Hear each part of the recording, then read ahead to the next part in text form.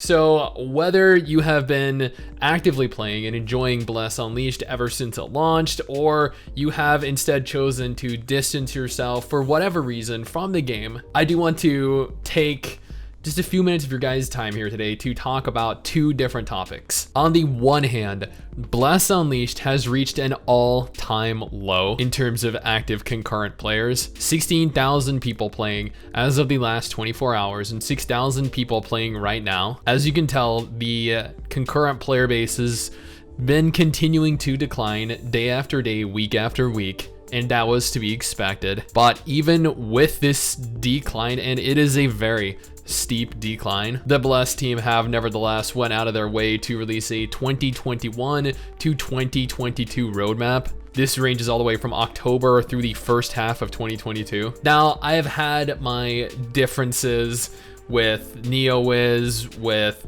Bless Online, but at the end of the day, when I played Bless Unleashed, it actually turned out to be a perfectly passable, decent MMORPG. Yeah, it wasn't anything great. I will admit that it wasn't anything groundbreaking, but at the same time, it was very traditional. It offered various different aspects of an MMO, and it excelled at them, such as the world, such as the decent speed of leveling, and more importantly, and this is one of the things that a lot of people talked about, the world bosses that you would encounter out in the world that would require literal groups of players to actually combat. Even with all of that being said, Bless Unleashed's very slow content release schedule, it's kind of mediocre, if we can even call it mediocre, endgame. In general, I don't want to necessarily say absence of communication, so I'll go ahead and say large lack of communication here. We have seen the game decline in terms of active concurrent players by almost 80%. Now, for reference here, PSO2 New Genesis, and I know that there are plenty of players that play this via the Microsoft Store and the Epic Games Store, but a large number of players still play this through Steam, and the concurrent Steam player base as of the last 24 hours in just 4 months is down to only 2,000 at its peak. And Swords of Legends, where once again, plenty of people do play this through the Gameforge launcher as well,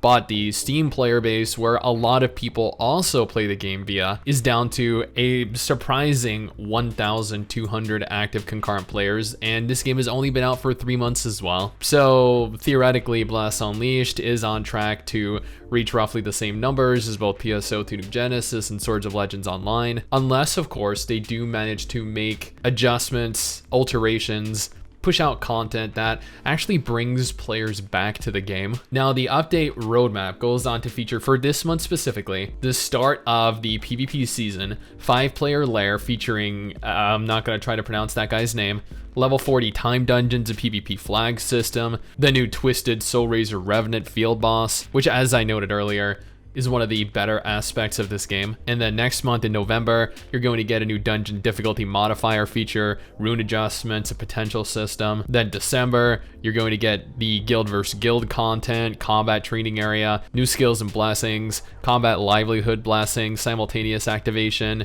wing costume slots. And then in January 2022, you're going to get some story expansion, the new equipment and skill preset system. In February, and this is where I think it gets interesting, you go on to get the Assassin class, the new Ostium main scenario quest, and the Twisted Bone Dragon field boss. Now, I do want to note that Neowiz, the Bless franchise, doesn't really have the greatest track record with maintaining a schedule for the first part of this, and for the second part, they have an even worse track record with regards to releasing classes that they promised they were going to release. Because if you guys remember, back during the initial launch for Bless Online, they confirmed that they were going to be releasing additional classes after the fact. I can't recall exactly what class it was. I think it was the Mystic, right?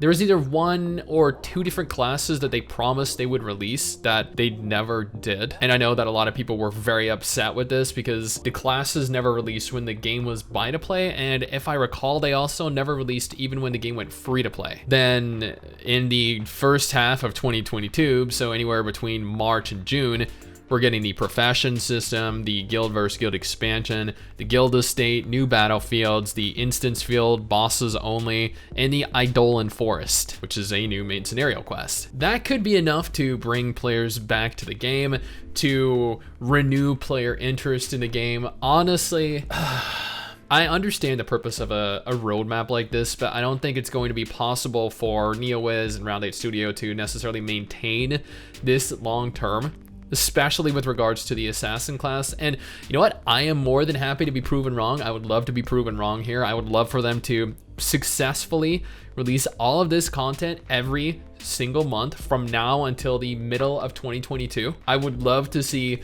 Bless Unleashed continue to flourish like it did during its first month. But at the same time, given the fact that it has dropped down to a mere 6,000 concurrent playing right now at 5 p.m. Most people are done with school. Most people are either almost done or pretty much done with work, and most of them aren't choosing to play the game. I don't know if this is going to bring people back. I don't know if this is necessarily enough to warrant people come back, but I am curious to see where this ultimately ends up going. Someday soon, I'm gonna make it.